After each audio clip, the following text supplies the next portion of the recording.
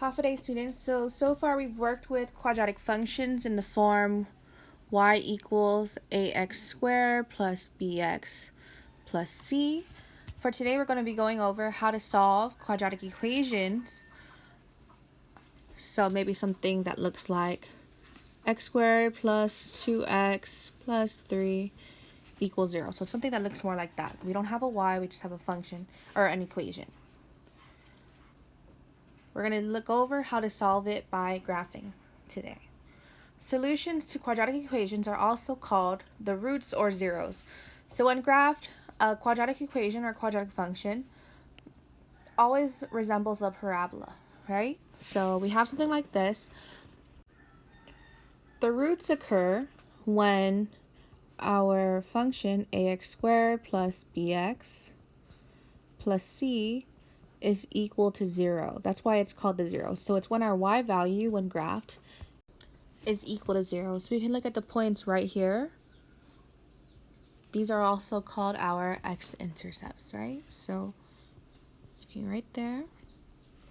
So the zeros or roots or solutions to our quadratic equations actually on a graph are the x-intercepts. That's why they call them the zeros, because it's where y is 0. So we're going to look at some right now that we can actually solve very easily algebraically. So solve your quadratic equations algebraically. Notice that all the ones we're going to be going over right now are ones where we have only our x squared and then maybe the number.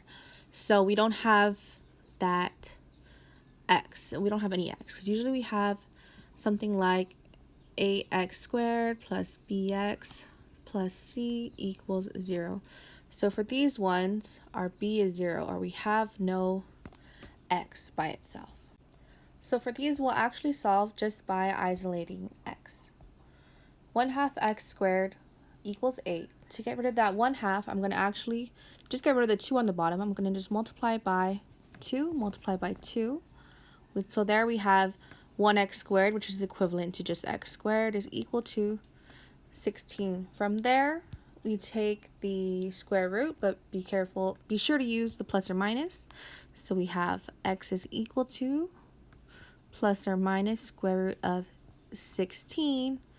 From there, I already know this is going to be plus or minus the square root of 16, which is 4. So my roots or my solutions are 4 and -4. For this next one, 3x squared equals 75. Solving this algebraically, I can do it by isolating x, since I only have one variable to single degree used in this one. So we have divide by 3, x squared is equal to 25. From there, easily again, I'll take the square root, but be sure to do the plus or minus. So I'm left with x is equal to plus or minus 5. So my answers are x equals 5 and -5. So these are my solutions, my roots, my zeros. Solve the quadratic equations algebraically. More again, we're solving. I'm going to subtract 11. X squared is equal to 25. Again, we have the square root of 25. Don't forget that plus or minus. Again, we only use plus or minus when we're solving an x squared is equal to a number. Okay. This last one here, 1/4 x squared equals 64. We're actually going to multiply by 4 here to get rid of that. 64 times 4. I'll do this on the side. 4 times 4 is 16. 1. 4 times 6. 256. This is actually a perfect square. 256. When I take the square root,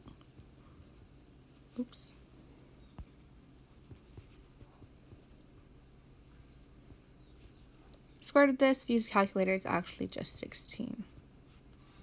So my values are 16 and -16. So we're actually going to be solving the first one we did graphically in order to just check that our answers will align.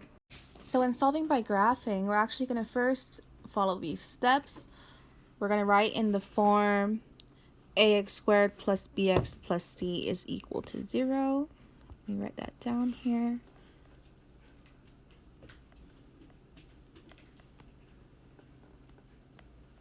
Basically, I want to put it in order and equal to 0. So everything on one side.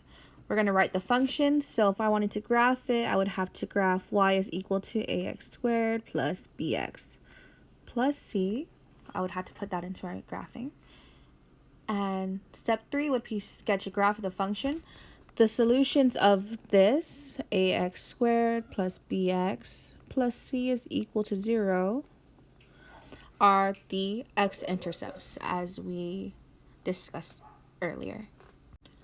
So looking at this one we have right now, 1/2 x squared is equal to 8. Again, this is one that we already solved algebraically, but we're going to solve it graphically just to make sure that my solutions are the same.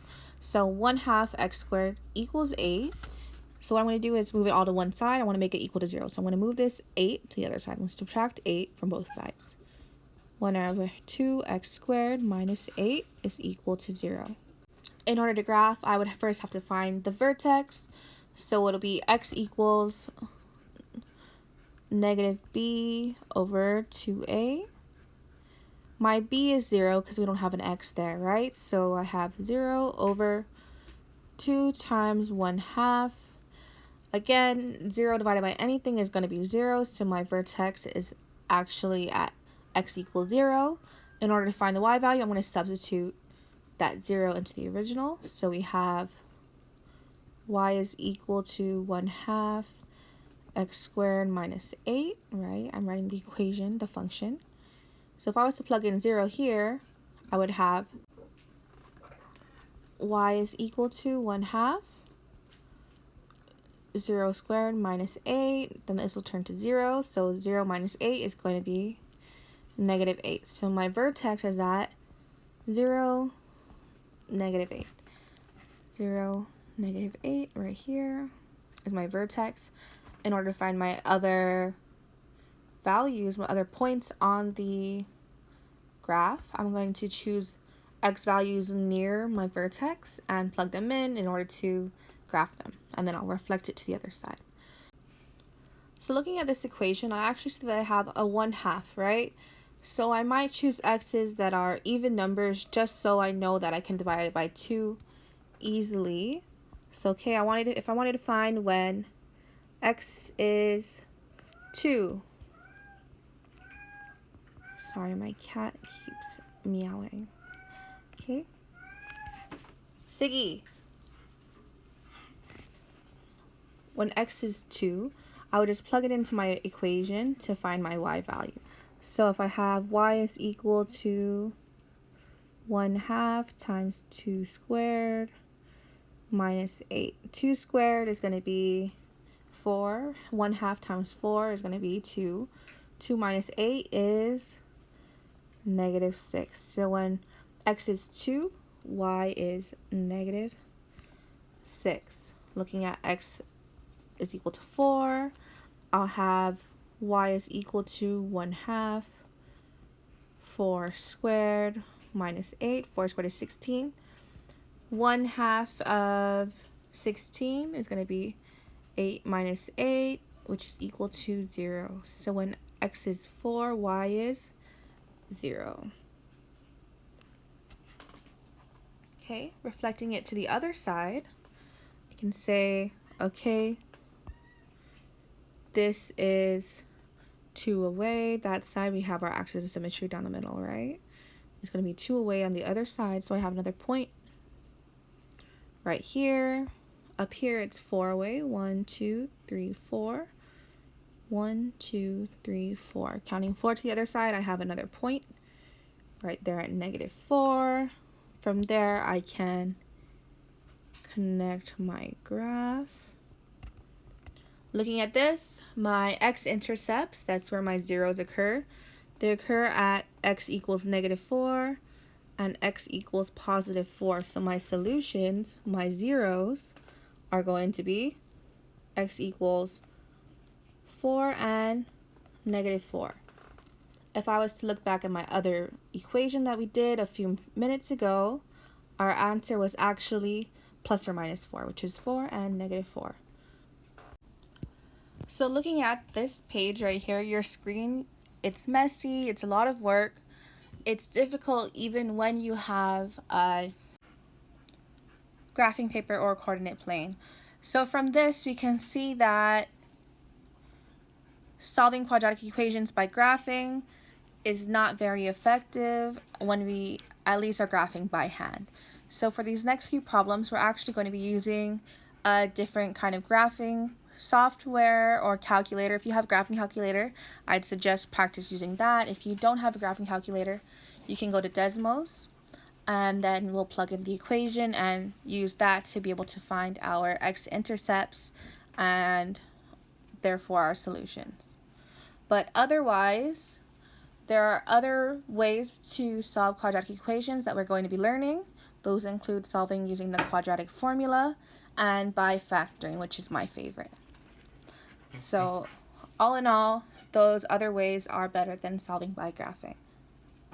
However, it's important to learn solving by graphing because we can see that these are the x-intercepts. Basically, it illustrates to us why they're called zeros and why the x-intercepts are so important. For this next problem, we're going to solve the equation graphically. Check your solution algebraically. X squared minus x equals 2. So for now, we're just going to ignore this graph on the side, which I actually was able to get using Desmos. So we're going to look at this now. X squared minus x is equal to 2.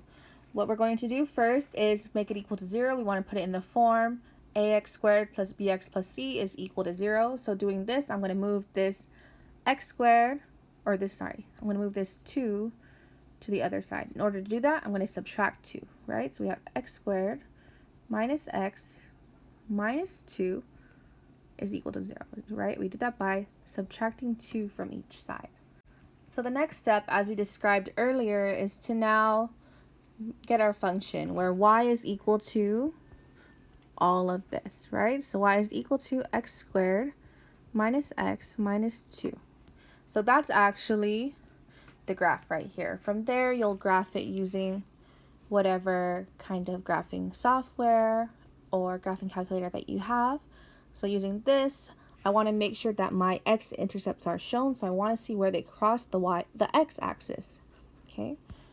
So using this, I'm able to solve it right away. I can see that my solutions, my zeros, are x equals -1 and x equals 2.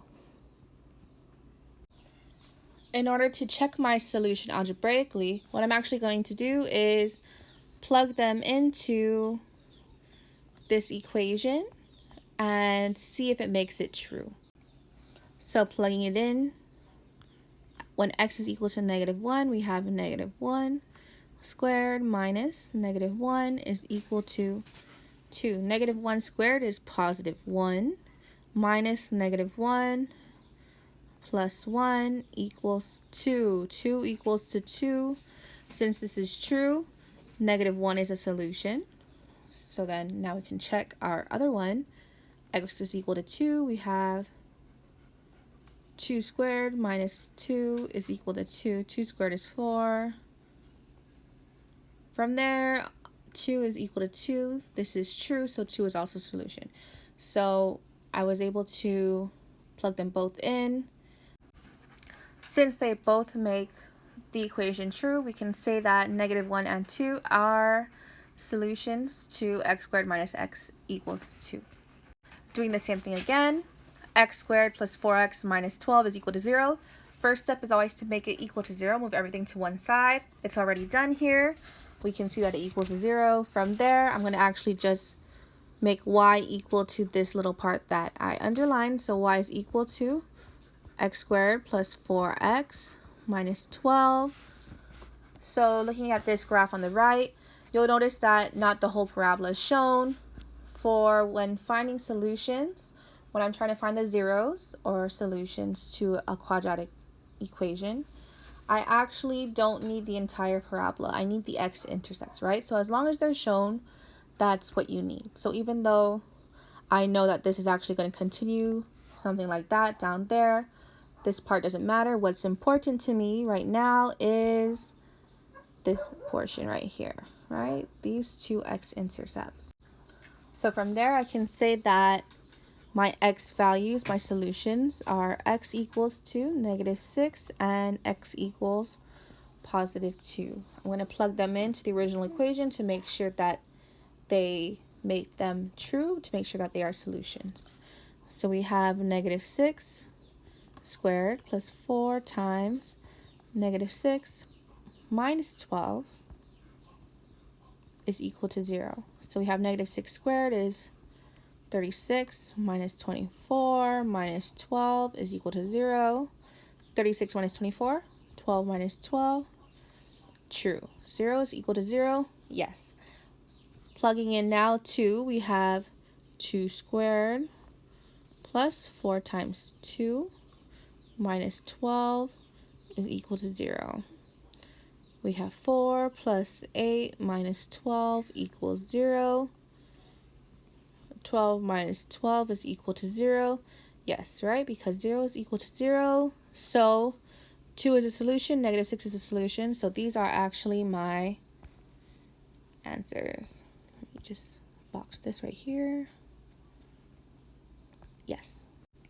Lastly, we're going to look at ones where I'm actually not given a quadratic equation. Instead, I'm only given a graph. So we want to be able to find the roots of a quadratic equation given its graph. So looking at these ones, you'll notice that it also asked me to find the roots. From the first slide, it told us that roots is another word for solutions to equations of the form ax squared plus bx plus c is equal to 0. So they're called the roots, they're called the zeros, and they're also known as the x-intercepts of our graph, right? So that's how we are actually able to find them. So using that knowledge, I can actually go right now to identify the x-intercepts of my graph. So even though I'm not given the equation, I can find it using the graph.